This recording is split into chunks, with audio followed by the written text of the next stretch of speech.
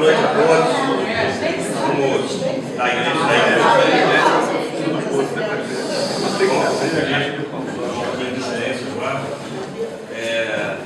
obrigado aí pela presença de todos, nesse que é o nosso primeiro evento promovido pelo Grupo de Apoio ao Partido Novo aqui em Cabo Frio.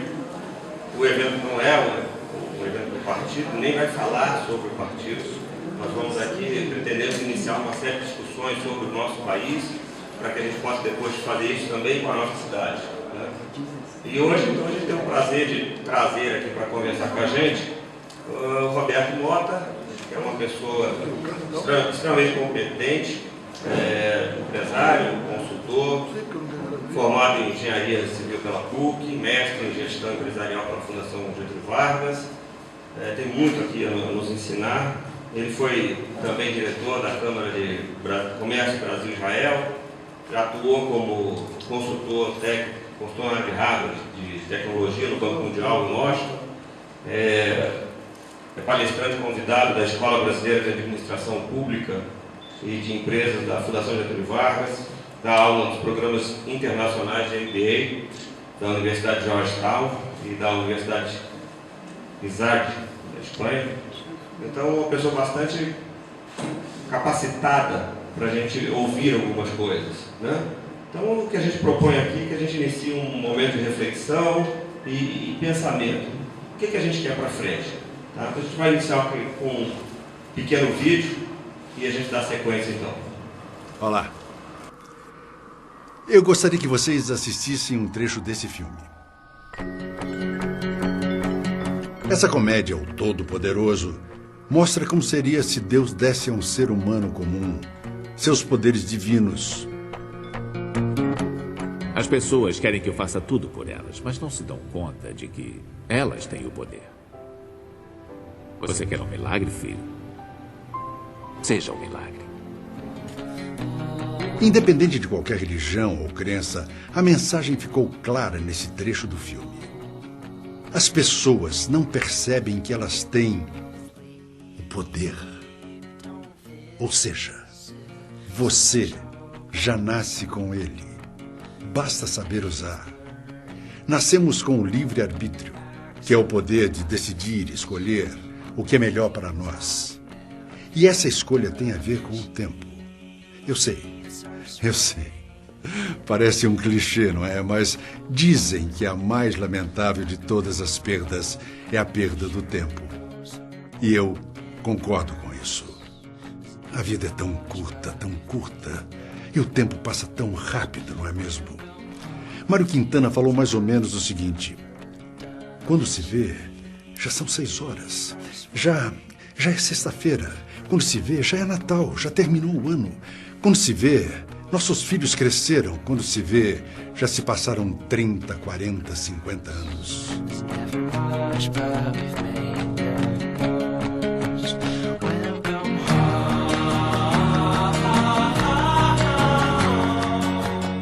E aí? Aí fica tarde. O sol se põe. Nas costas ficaram dia, o mês, o ano, os filhos, a vida. Qual o legado deixado? Não deu tempo. Pode ser outro clichê, mas gosto muito da frase. Quem mata o tempo não é assassino, mas sim um suicida. Mata a si mesmo. E aos sonhos de muitos que estão ao seu lado, de muitos que virão.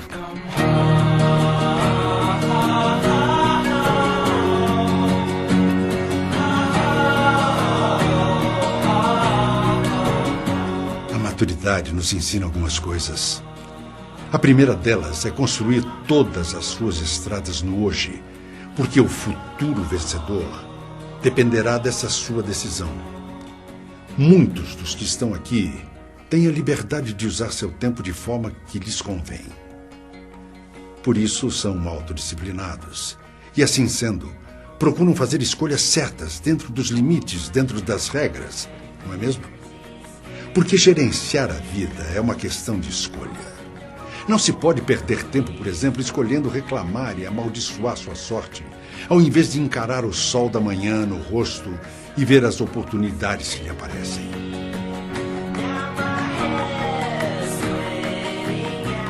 Os que assim fazem têm sorte na vida. São reconhecidos pelo aproveitamento do tempo.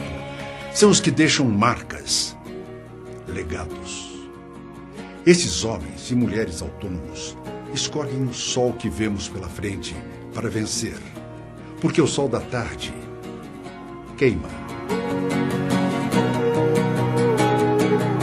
Autonomia é sinônimo de autoconsciência, de autodeterminação em favor não somente do próprio crescimento, mas do crescimento da sua companhia, da sua consciência, da sua família.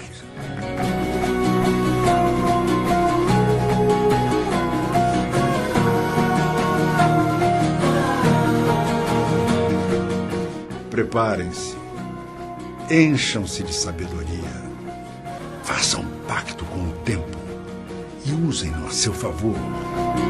Vocês só estão aqui hoje porque merecem. Então, vão em frente. Sorriso no rosto e firmeza nas decisões. Deixem sua marca. Você quer um milagre? Seja um milagre. Na época do Natal do ano passado, eu fui ao mercado com a minha mulher e a minha filha. Elas entraram, eu fiquei na porta e vi esse rapaz dormindo no banco. Eu olhei os pés sujos dele, o sol já estava batendo nele e ele continuava dormindo. Eu já comecei a imaginar que fosse um mendigo, um pedinte, quando o segurança da loja, um senhor de idade, veio falar comigo. Ele disse: "Está vendo esse rapaz aí? Ficou até 2 horas da manhã guardando o carro na frente do mercado. Ficou tão cansado que dormiu no banco, segurando uma bolsa com dinheiro que ele ganhou. Estava tão cansado que não viu que passou um moleque correndo, pegou a bolsa e subiu o morro. O menino continuou dormindo. A minha mulher e a minha filha saíram do mercado, a gente foi embora, o rapaz continuou dormindo, eu nunca soube o nome dele, mas resolvi chamá-lo de Adriano.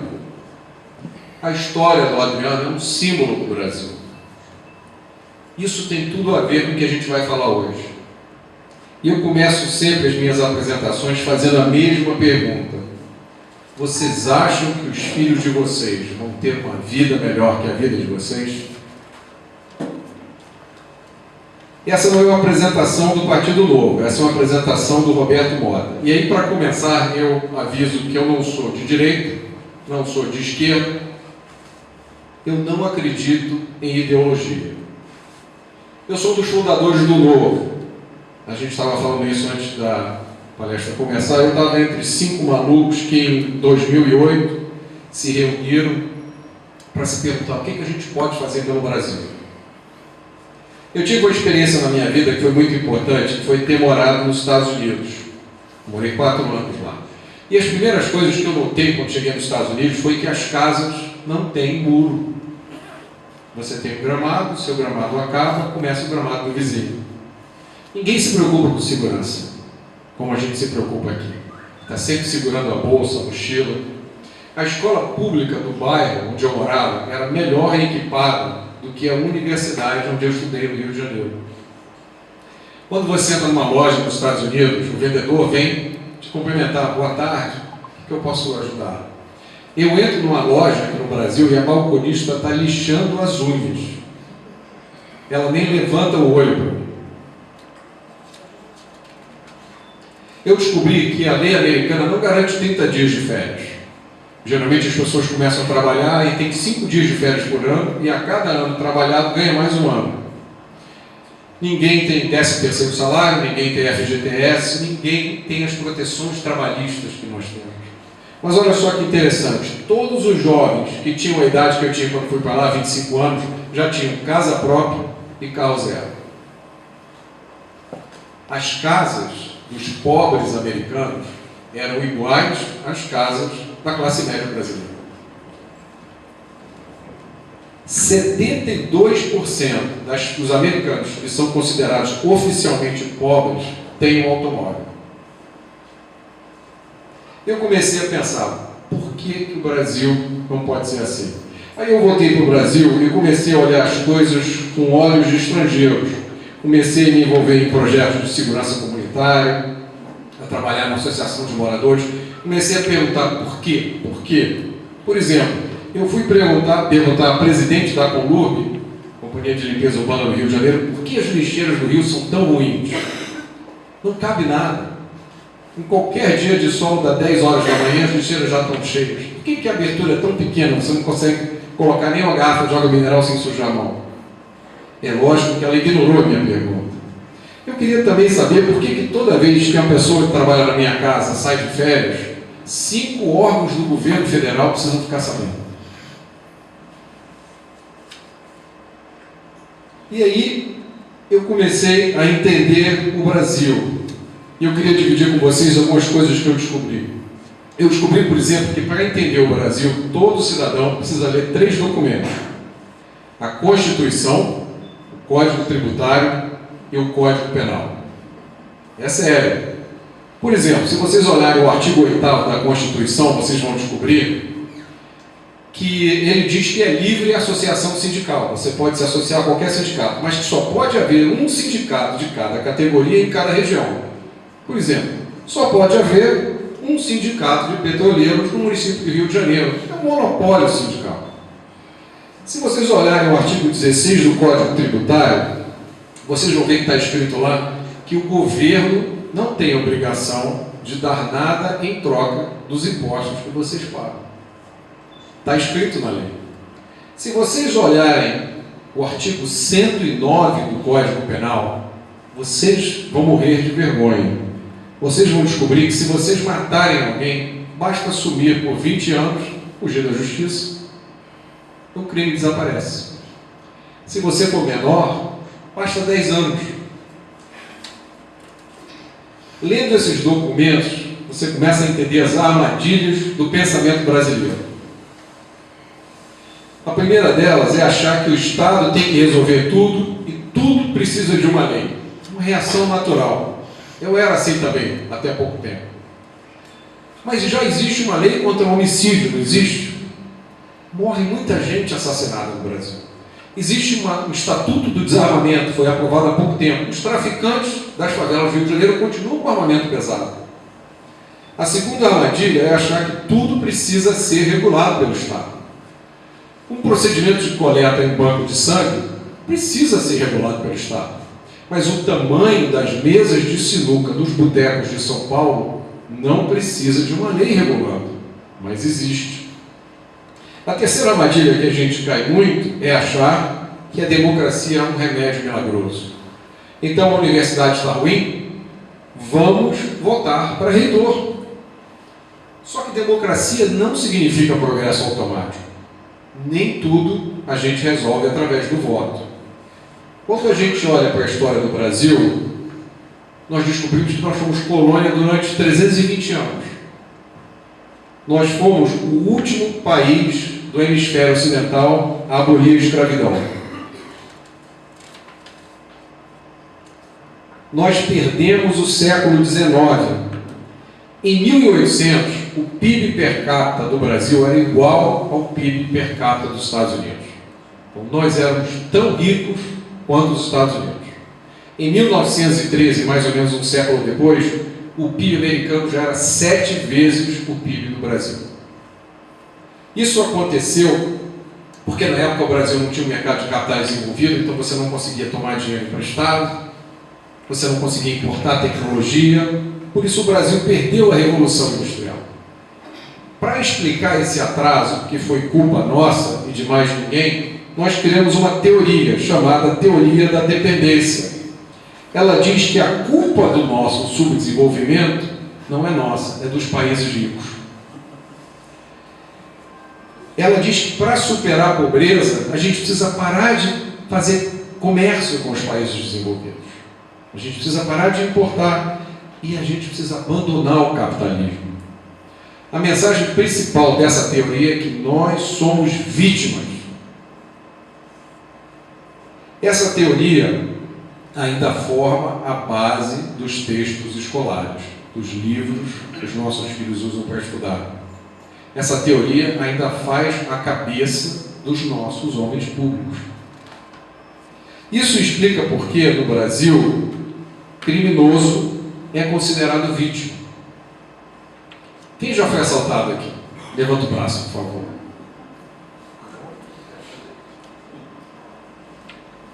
No Brasil, a culpa do crime é da sociedade, não é do criminoso. Em média, um homicida hediondo é condenado a 12 anos de prisão e fica menos de 5 anos na cadeia. Eu vou pedir licença a vocês para falar sobre alguns crimes chocantes. Giovana, de 7 anos, foi morta com um tiro no coração no dia 20 de março, durante um assalto à lanchonete da sua mãe, em Jacareí. O assassino de Giovana tem 17 anos, é menor. Para entender o que isso significa, vamos lembrar de um outro caso terrível, o caso do menino João Hélio. O menino que foi arrastado pelo asfalto do Rio de Janeiro até morrer. Um dos autores desse crime era menor. Você sabe o que aconteceu com ele? Ele ficou internado 3 anos e depois foi premiado com mudança para o exterior, para ele e para sua família. Lucas Terra, 14 anos, foi torturado e violentado. Depois foi amarrado, colocado dentro de uma caixa e queimado vivo por um pastor, em março de 2001. 10 anos depois, o assassino recebeu o benefício do regime aberto. Regime aberto significa prisão domiciliar. Está solto. Alexandre Bueno, 51 anos, foi assassinado no domingo, dia 14 de fevereiro desse ano, quando defendia sua mulher e 3 filhos de assaltantes que invadiram sua casa. Ele foi morto com um tiro na cabeça na frente da família. Alexandre era irmão de Marcelo Bueno, médico e nosso companheiro do Novo em São Paulo. O discurso dominante na mídia sobre o crime é o discurso da esquerda, de que prender não adianta. Um dos argumentos é que custa muito caro prender criminosos. Você já deve ter ouvido isso. Para entender o absurdo desse argumento, vamos dar uma olhada nos números do Reino Unido. O custo total das prisões no Reino Unido é de 3 bilhões de libras. Aí vocês vão olhar e vão achar caro. 3 bilhões parece muito dinheiro. Até que você descobre que os custos totais do crime no Reino Unido são de 60 bilhões de libras. Ou seja, 20 vezes o custo das prisões. Só que esses custos, os 60 bilhões, são os custos invisíveis. Esses custos não estão na planilha de nenhum burocrata do governo. São os custos que todos nós sofremos no nosso dia a dia. Além da violência que a gente sofre, o custo de colocar câmera, de colocar alarme, de colocar guarda de segurança, o custo de viver com medo. Outro argumento diz que o Brasil prende demais. É um argumento muito comum, tem muita gente presa no Brasil. Vamos olhar os números. O número de criminosos presos no Brasil é de 600 mil. É a 4ª maior população carcerária do planeta. Parece muito, até que a gente descobre que o Brasil é o 5º país mais populoso do mundo. Então, é proporcional, não tem nada demais. E tem mais, esse número de 600 mil inclui criminosos que estão em regime semiaberto, regime aberto, prisão domiciliar, inclui gente que não está na prisão. Quando você divide 600 mil por 200 milhões de habitantes, a gente conclui que 0,3% da população está presa. 0,3% é muito ou é pouco? Está respondido. Além dos 600 mil na prisão, existem 500 mil mandatos de prisão pendentes. Pessoas que a justiça já mandou que fossem presas e que ainda não foram. Com isso, a gente conclui que é óbvio que o Brasil não prende mais, prende menos. Mas não é só isso. Todo ano acontece no Brasil 60 mil homicídios. Desses 60 mil, menos de 5% resultam em condenação. Então, todo ano tem 57 mil assassinos andando pelas ruas. Todos os anos. Outras coisas que eu descobri sobre o Brasil. Nós somos especialistas em criar regras e em burlar às regras que a gente mesmo cria. Eu descobri que no Brasil tem muitos atores, cineastas e cantores famosos que não vivem do seu trabalho, eles vivem de verba do governo, da Lei Rouanet. Eu descobri que a gente sofre a opressão dos grandes reguladores. Meu filho toma um remédio controlado. Um dia o remédio sumiu da farmácia. Sumiu por quê? Greve da Anvisa. É um elevador de cadeirante que não pode começar a funcionar até que venha o fiscal olhar. É um restaurante em Sorocaba que foi multado em R$ 2.500 porque a etiqueta que tinha a data de validade do alimento estava virada para trás. A maioria da população não entende como funciona o nosso sistema eleitoral. A maior parte não sabe. Você vota num candidato, o seu voto é usado para eleger outro. Nosso país tem um absurdo, que é o processo orçamentário. 90% das despesas do governo são obrigatórias. Então, se algum de vocês se tornar o presidente do Brasil amanhã, só 10% do orçamento federal está disponível. O resto todo está comprometido. Transferências obrigatórias, subsídios. No Brasil dizem que pobre não paga imposto. Alguém precisa dizer para eles que mais da metade do preço de uma cerveja é imposto. Quase a metade de uma televisão nova é imposto. Quase a metade do preço de uma casa popular é imposto. É por isso, pessoal, que um ovo de Páscoa fabricado no Brasil custa aqui o equivalente a $8, é vendido nos Estados Unidos por $2. Não sei se vocês viram essa foto, rodou muito pela internet um tempo atrás. Estudando o Brasil, eu descobri também que quase a metade dos eleitores brasileiros tem apenas o ensino fundamental e ganha menos de 2 salários mínimos. Isso pode explicar a semelhança entre esses dois mapas. Do lado esquerdo, em vermelho, estão os estados onde o governo ganhou nas últimas eleições presidenciais. Do lado direito, em vermelho, os estados em que pelo menos 25% da população recebe Bolsa Família. Comparem os mapas. Em alguns estados como o Maranhão, mais de 50% da população depende do Bolsa Família para sobreviver. E aí eu fiquei tão confuso que eu resolvi estudar mais para entender o mundo. E eu queria falar sobre o que eu descobri sobre o mundo. Eu descobri que nos últimos anos a humanidade passou por várias revoluções. Uma delas foi a Revolução Industrial. Em menos de 100 anos, a Europa Ocidental passou do sistema feudal para o sistema capitalista. Essa mudança foi muito rápida, gerou tensões, gerou conflitos, que foram erroneamente interpretados pelo nosso grande amigo Karl Marx como sendo sinais das inevitáveis contradições do capitalismo. Marx fez uma profecia: os capitalistas vão enriquecer, os operários vão ficar cada vez mais pobres e o capitalismo vai ruir. Só que não, Marx estava errado. E quem foi que demonstrou na prática o erro de Marx? Foi esse cara aqui, Frederick Taylor, engenheiro americano. Em 1881, Taylor descobriu que o trabalho, qualquer que ele seja, pode ser dividido em etapas e estudado para que ele seja feito melhor e mais rápido. É o estudo dos tempos e movimentos. Com isso, Taylor desencadeou uma nova revolução, que foi a revolução da produtividade. Isso significa uma coisa impressionante. Um trabalhador de hoje produz o equivalente ao que 50 trabalhadores produziam na época de Taylor.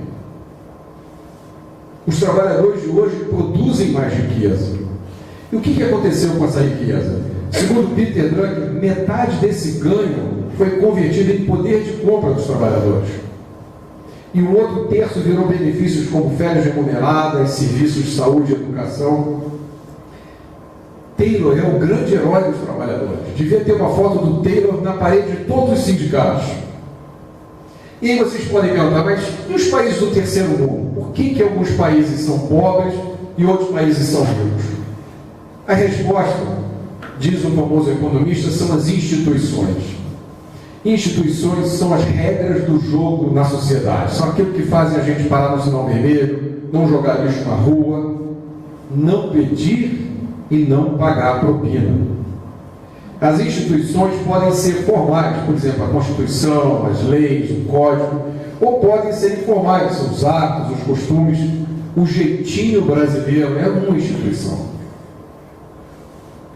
Se as instituições são ruins, o Estado é sempre dominado por um pequeno grupo que retira a riqueza de todos nós para concentrar na mão de poucos. É o que o sociólogo alemão Robert Michel chamou de lei de ferro da oligarquia. Não adianta fazer uma revolução, não adianta fazer uma mudança, porque você só troca uma tirania por outra tirania. Mas por que uma diferença tão grande que a gente vê entre a América Latina e a América do Norte? Porque nós herdamos instituições diferentes dos países que nos colonizaram. Na Inglaterra, aconteceu uma Revolução Gloriosa. Foi uma revolução que limitou o poder do rei e criou incentivos para que as pessoas investissem, fizessem comércio, criassem coisas novas. Em comparação, o Império Espanhol tinha uma burocracia centralizadora que controlava o Império nos mínimos detalhes, através de leis e decretos, tudo para alimentar uma corte que vivia no fausto, no luxo. Instituições como as que existiam na Inglaterra são chamadas de inclusivas, porque elas incluem um número maior de pessoas no uso da riqueza. As instituições que exploram a maioria das pessoas são chamadas de extrativas. As instituições é que fazem a diferença entre a pobreza e a riqueza dos países. Vamos ver um exemplo perfeito. Coreia do Sul e Coreia do Norte. A mesma geografia, a mesma cultura, o mesmo povo, diferentes instituições. O resultado é que uma é rica, vocês estão vendo a Coreia do Sul iluminada, a outra vive na miséria absoluta. Mas não é só isso. A Coreia do Sul fica cada vez mais rica.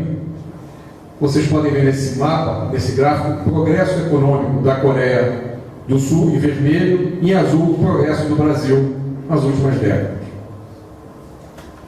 E a cultura? Para entender o papel da cultura, nós vamos falar de um sociólogo holandês chamado Geert Hofstede. O Hofstede chama a cultura de software mental. Ele diz que a cultura é um aplicativo que a gente instala na nossa cabeça nos primeiros 10 anos de vida. Esse aplicativo contém os nossos valores básicos. Ele diz o que é certo, o que é errado, o que é limpo, o que é sujo, o que é moral e o que é imoral. Hofstede fez uma pesquisa no mundo inteiro e ele identificou 5 características comuns de culturas. A mais importante dessas é o que Hofstede chamou de distância de poder. A distância de poder mede até que ponto a cultura de uma nação acha normal que existam pessoas que podem tudo e pessoas que não podem nada. O Brasil tem uma das maiores distâncias de poder do planeta. É o dobro da distância de poder dos Estados Unidos. Nós estamos debatendo o problema errado. Não é desigualdade de renda que importa. Se você escuta o que dizem os intelectuais, os artistas, 9 entre cada 10 políticos e ex-BBBs, pergunta qual é o problema do Brasil. A desigualdade de renda. Não é. É a desigualdade de poder. O problema é quem segura o guarda-chuva. E o que acontece quando um país tem uma grande distância de poder, segundo esse sociólogo?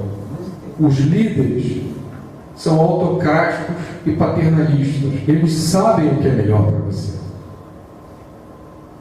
Os escândalos entre os poderosos, os políticos poderosos se consideram existencialmente superiores. Eles têm direito a uma vida melhor do que a gente, porque eles são melhores que nós. Os escândalos entre os poderosos são comuns, um atrás do outro, e eles vão ser encobertos. Os poderosos têm direito a todo tipo de privilégio.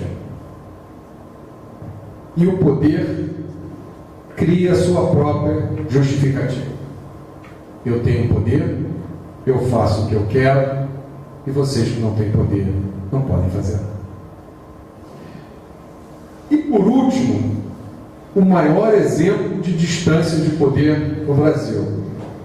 Eu queria saber quem foi o cidadão que conseguiu trocar todas as tomadas do país.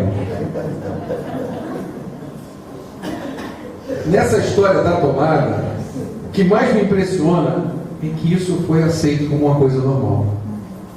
Eu não vi nenhuma matéria de jornal, de revista, eu não vi nenhuma manifestação. Foi uma época que eu estava fazendo a reforma da casa da minha mãe, eu fui comprar a tomada e o cara disse, não, a tomada agora é essa. Como assim? Quem resolveu isso? Isso comprova como está entranhado na cultura brasileira uma coisa que o economista Thomas Sowell chama de a visão dos ungidos. Esse talvez seja o slide mais importante dessa palestra. A visão dos ungidos é a disposição de deixar que decisões importantes que afetam a vida de todos nós sejam tomadas por 2 ou 3 pessoas num gabinete em Brasília, ignorando o que a gente pensa, o que a gente quer ou o que a gente precisa.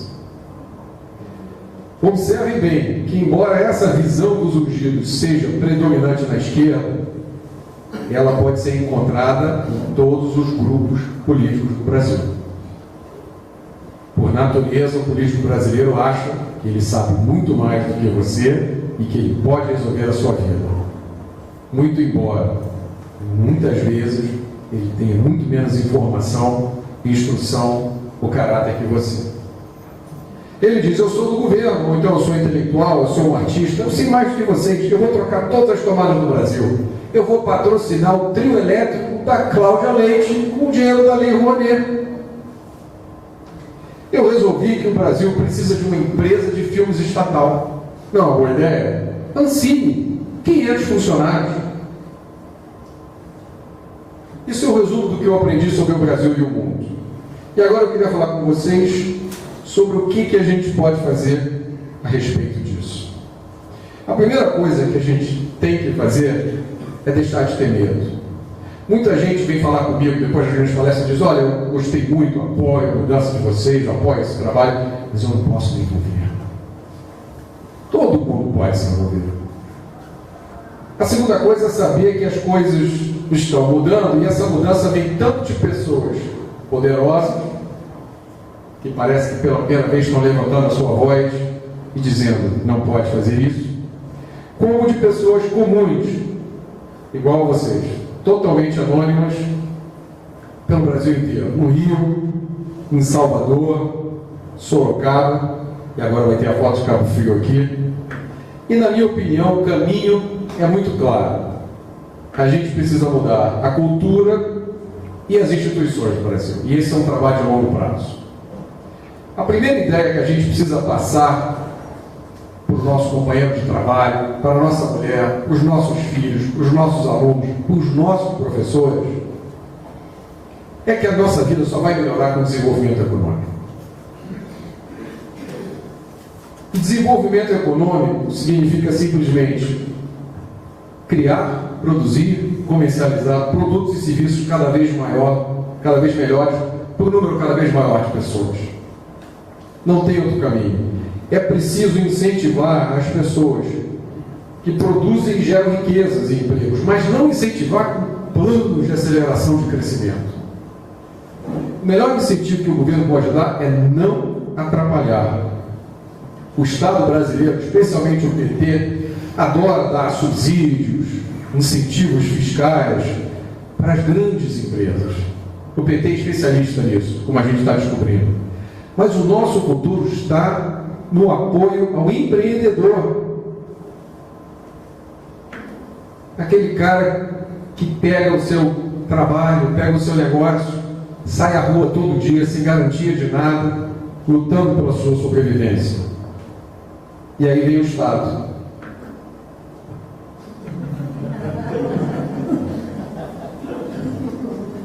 Nós precisamos deixar que as pessoas trabalhem em paz. A gente precisa de mais gente fabricando, vendendo, consertando, atendendo, e menos gente taxando, fiscalizando, legislando e autenticando. Nós precisamos de um novo contrato com o Brasil. entre outras coisas, reduzindo a máquina do Estado, reinventando a nossa educação, reduzindo o número de leis. Nós não precisamos de leis novas, nós precisamos de menos leis. E acabando o voto obrigatório, eu acho que seria uma importante mudança. A segunda ideia que eu queria trazer para vocês é que o Estado tem que cumprir muito bem com as suas obrigações fundamentais, que são segurança, saúde, educação, justiça e defesa. A gente precisa repetir isso até o Brasil inteiro entender. Quando o Estado faz a coisa certa, o resultado vem. E o Estado brasileiro às vezes faz a coisa certa. Vocês conhecem essa lei aqui? Essa é a lei da delação premiada. Um único ato bem feito permitiu a gente viver os tempos que a gente está vivendo hoje. Mas é preciso lembrar que política não é feita só de racionalidade, como muito bem lembrou o Duf quando escolheu o vídeo que a gente viu no início da palestra hoje. Política é feita de emoção. Não adianta a gente ficar explicando às pessoas como funciona a economia, ou dando aula de liberalismo, enquanto o outro lado está falando de dar de comer a quem tem fome. Adivinhe qual lado vai ganhar esse debate? As pessoas não tomam decisões de forma racional. Tem vários estudos da neurociência que já comprovaram que a nossa capacidade de raciocínio é limitada. Todas as decisões que nós tomamos envolvem uma parte do nosso cérebro chamado sistema límbico. É uma parte muito primitiva, que evoluiu com a gente ao longo de milhões de anos. É a parte que faz com que a gente tenha uma reação imediata, emocional, porque isso é vital para a nossa sobrevivência. É tudo baseado na emoção. E nossas emoções são altamente influenciáveis, às vezes de formas muito sutis. Por exemplo, já se comprovou em experiências de laboratório que se eu mostrar para vocês uma imagem de miséria, a mentalidade política de vocês vai se desviar para a esquerda. Se eu mostrar para vocês uma imagem de violência, a posição vai se deslocar para a direita. Até a cor da camisa que eu estou usando influencia a emoção de vocês. A guerra política, que é uma guerra na qual nós precisamos nos engajar, não é uma guerra racional. Não basta a gente estar certo. A gente precisa convencer as pessoas de que nós estamos certos. Isso se faz através da emoção. Eu queria trazer para vocês umas recomendações do David Horowitz, que é um grande guru político americano. Fuja da discussão esquerda versus direita. Trabalhe com o medo e com a esperança das pessoas. Escolha uma causa. Repita a sua mensagem até as pessoas entenderem. E o mais importante de tudo, conte histórias. Vocês lembram aquela história que eu contei no início? A história do Adriano? A função das histórias, a função da narrativa é mobilizar a maioria silenciosa. Tem muita gente que não vai se mexer, que não vai se envolver, não vai fazer nada, baseado em discussões de economia, de política, de fraude eleitoral. Conta uma história, as pessoas vão se envolver. É muito importante nesse caminho aprender. As nossas escolas não nos ensinaram o que a gente precisa saber. Ler é fundamental. Eu recomendo que vocês leiam de forma inteligente. Vou ensinar com tudo que eu aprendi, que é ler sublinhando e marcando. É assim que fica um livro depois que eu leio. Quando eu era pequeno me ensinaram que livro não se risca. Eu descobri que livro se risca, se marca, porque o livro é que você marca, sublinha, é um livro digerido. Depois você nunca mais vai esquecer o que você leu. Cada um de vocês tem que buscar o seu projeto, o seu caminho. O meu projeto, vocês todos já conhecem, é o projeto do Novo. O Novo é a iniciativa política mais inovadora da política brasileira. O Novo não é um projeto perfeito. O Novo não tem salvadores da pátria. Mas o Novo é a melhor chance que nós temos de colocar o cidadão comum no poder e mudar a regra do jogo da política brasileira. Aí vocês vão me perguntar, e aí, Roberto, e agora? Qual é o primeiro passo? Eu vou dizer para vocês que o primeiro passo é sonhar. Eu convido vocês para uma viagem a uma realidade alternativa. Vamos a 2025. Os impostos diminuíram, o emprego aumentou, a corrupção foi reduzida. Temos uma boa notícia aqui. Vocês já conhecem o campus de alta tecnologia de Cabo Frio? Aqui trabalham cientistas do mundo inteiro. Aqui foi investido o dinheiro que teria sido investido na reforma dos estádios da Copa do Mundo. É uma realidade alternativa. Aqui foi investido o dinheiro que foi desviado da Petrobras, que seria desviado da Petrobras, mas não foi porque a Petrobras foi privatizada. Aqui está o centro de pesquisas que trouxe o primeiro prêmio Nobel para o Brasil. Vocês já viram os novos ônibus de Cabo Frio? O transporte público foi desregulamentado. Qualquer empresa pode prestar o serviço. A tarifa caiu, a qualidade aumentou, é um milagre da concorrência. Em 2030, o Brasil comemorou o primeiro dia sem nenhum homicídio em todo o território nacional. Em 2040, o Brasil está liderando o mundo em educação. Nossos estudantes tiraram o primeiro lugar no teste PISA. Em 2050, não existe mais nenhuma favela nas grandes cidades brasileiras. Esse é o ano em que o Brasil coloca o primeiro homem no espaço, em uma espaçonave construída no Brasil, e não como uma carona, uma nave dos outros pagando uma fortuna. O Brasil atingiu um novo padrão de vida. Nós não somos mais considerados um país do terceiro mundo. E aí vocês podem perguntar, mas será que você não está sonhando muito? Eu digo que não. Eu digo que a diferença entre a pobreza e a riqueza está aqui, nas coisas que a gente acredita. Eu acredito que o nosso futuro não é um futuro de pobreza e abandono, como muita gente diz que é. Eu acredito que o nosso futuro é de educação e progresso, de ciência e tecnologia, de riqueza e prosperidade. E esse futuro começa hoje aqui. Muito obrigado.